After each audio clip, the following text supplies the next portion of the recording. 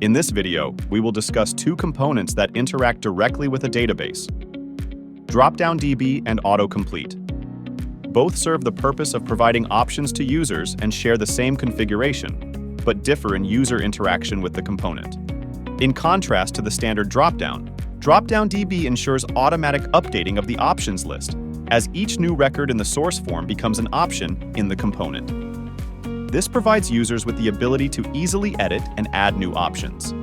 On the other hand, Autocomplete assists the user in searching for desired records through manual input.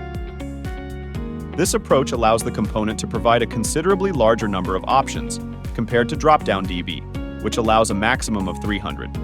Follow the step-by-step guide to use these components. Start by creating the form that will serve as the source for the component.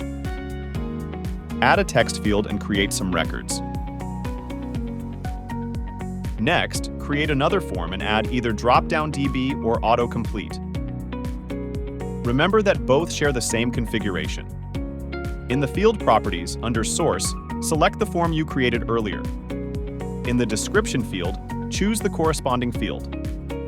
You can also use the data source, which allows you to combine information from various forms in the list options. For more detailed information on the data source, check out the tutorial already available on our channel. Finally, to enable users to add or edit options in the component, activate the Allow Add and Edit function.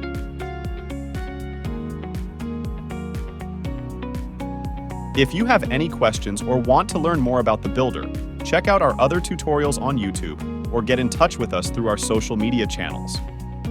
Check the links in the video description.